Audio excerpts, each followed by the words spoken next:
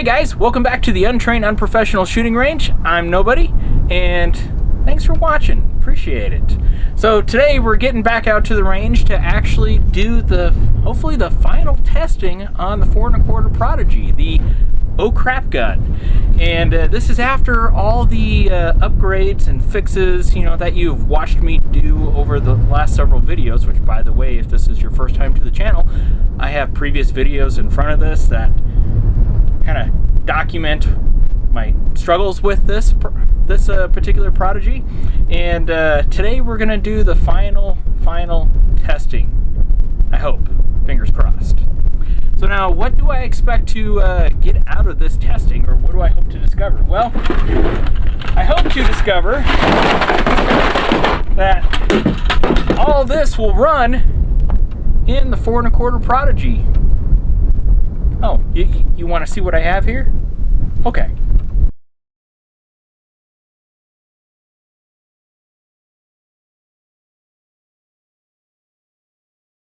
Now, ultimately, what I'd like to get out of this test is to figure out what works and what doesn't work.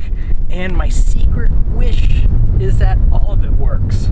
That means I did a pretty decent job on all my mods and fixes and everything. So that's the Powerball for me. But if I could get most of this to function, to fire with very minimal issues, I think I'll be really happy. Now, I've already shot the 4 1/4 with some regular PMC bronze 115 grain round nose, and it works perfectly. And now is on to the big boy test. Stay tuned. Oh, and I'll show you each one before I fire it. Yeah, too early to play dead. My bad guy might not be up for this job.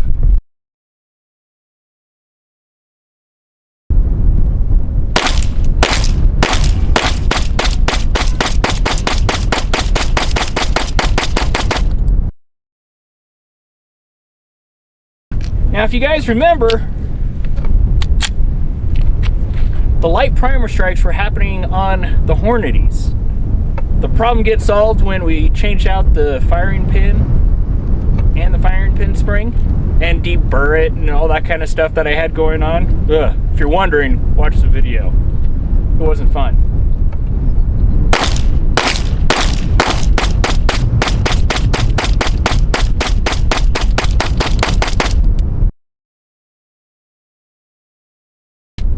Okay, stepping up into the Winchester Defender, 124 grain. This is a new one to this gun. Ooh.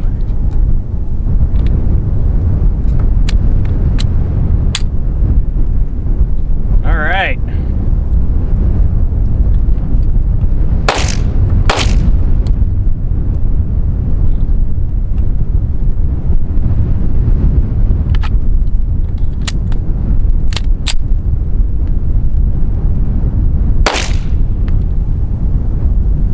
Okay.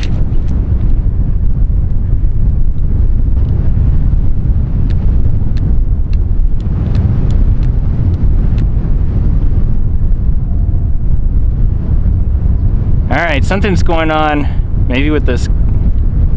What's that guide rod?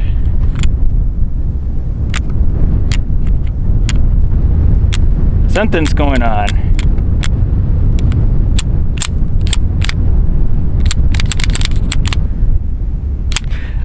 I don't know. Let's see if we can get this through. No.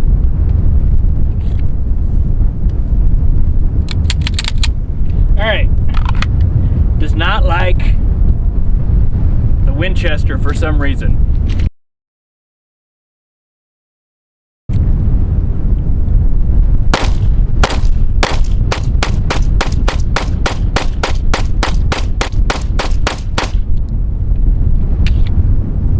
Went through that just fine. I didn't do anything to it in between the Defender and the Sierra. I don't know. Okay, so I just tried another mag with the Defender plus P's, and still getting the same problem first shot. Well, what I think the problem is that it's recoiling so hard, it's actually allowing it to jump up and catch on the one-piece guide rod. So maybe plus P's is not the way to go, or at least not the Winchester Defender.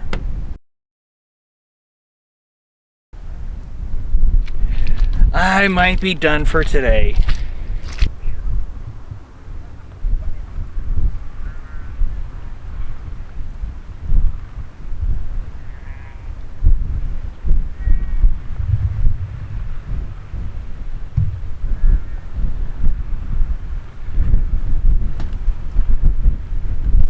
Go get him, dogs. Go get him.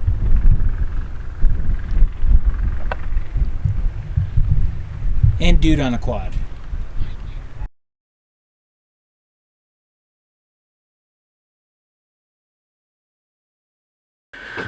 Well, made it back to the bench, and it's probably a good thing that I came back when I did, even though I didn't get to fully complete the video this go around, because the temperatures were warming up so much, the snow and ice was melting, it was turning where I like to shoot into a muddy mess, and I pretty much had to Baja all the way out, and if I would have slowed down, I would not be here right now. I'd probably be waiting for someone to come rescue me, so kind of a blessing and a curse at the same time. So we're gonna have to do another part.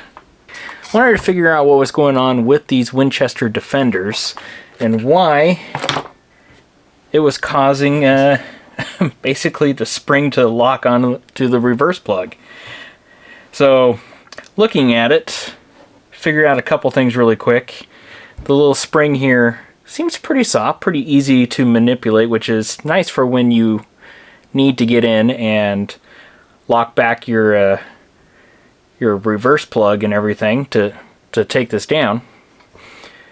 But also notice that it was smashing the front of this little catch.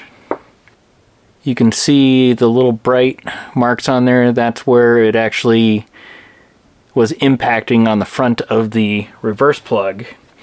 And it smashed where it catches. There's a nice little burr. But what I'm wondering is, okay, how do we resolve this?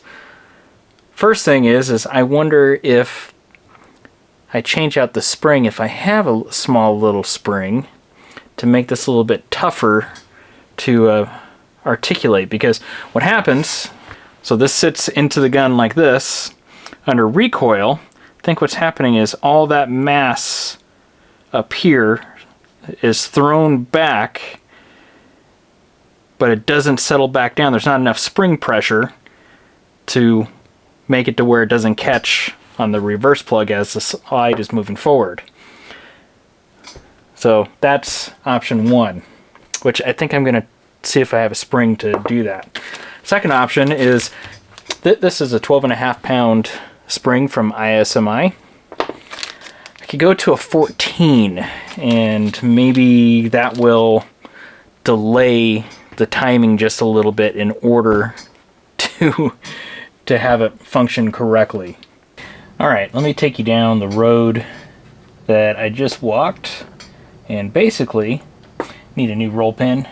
Alright, so I don't have the right spring or size. I have close, but I don't have the right weight. But it's about the same as what is currently there. So what I did is I took this AR-15 spring off a trigger group and I trimmed it down a couple coils. And then I took another AR-15 spring, a detent spring, and it just happens to fit oh so perfectly in between. So kind of acts like the double spring on the guide rod for a Glock, or the later generation Glock.